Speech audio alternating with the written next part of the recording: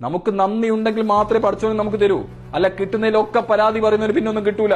എനിക്കതില്ല, എനിക്കിതില്ല, എന്റെ ജീവിതം മാത്രം എന്താ ഇങ്ങനെ. എങ്ങനെ? ലോകത്തിൽ എത്രയോ ലക്ഷക്കണക്കിന് പേർക്ക് ചെവി കേൾക്കുന്നില്ല, എത്രയോ ലക്ഷത്തിലധികം ആൾക്കാർക്ക് കണ്ണ് കാണുന്നില്ല, എത്രയോ അധികം പേർക്ക് മര്യാദയ്ക്ക് ഭക്ഷണം കിട്ടുന്നില്ല, മര്യാദയ്ക്ക് ഡ്രസ് ഇല്ല.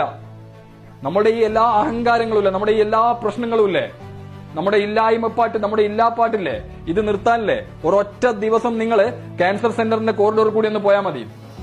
ഇല്ലേ, കോഴിക്കോട് MBR ക്യാൻസർ സെന്ററിലോ അല്ലെങ്കിൽ കണ്ണൂർ ക്യാൻസർ സെന്ററിലോ ഏതെങ്കിലും ഒരു ക്യാൻസർ സെന്റർ അല്ലെങ്കിൽ ഒരു മെഡിക്കൽ കോളേജിന്റെ കാഷ്വാലിറ്റിയിൽ പോയിട്ട് ഒരു 10 മിനിറ്റ് നിന്നാൽ മതി. നമ്മുടെ എല്ലാ ഇല്ലായ്മയും അവിടെ നിൽക്കും. അപ്പൊ നമുക്ക് മനസ്സിലാവും നമ്മൾ എത്ര ഭാഗ്യം ചെയ്ത ആൾക്കാരാണ്. നമുക്കുള്ളതിനെ കുറിച്ച് നമുക്ക് ബോധ്യമില്ല. ഇല്ലാത്തതിനെ കുറിച്ച് ലിസ്റ്റ് ചെയ്താൽ പറഞ്ഞാൽ നിങ്ങൾ ഇപ്പൊ ലിസ്റ്റ് ചെയ്തു.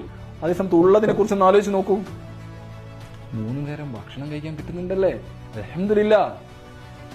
ആരോഗ്യമുള്ള കൈയും കാലും കണ്ണും ചെവിയും മൂക്കും മര്യാദയ്ക്ക് ശ്വാസം എടുക്കാൻ പറ്റുന്നുണ്ടല്ലേ, അൽഹംദുലില്ലാ.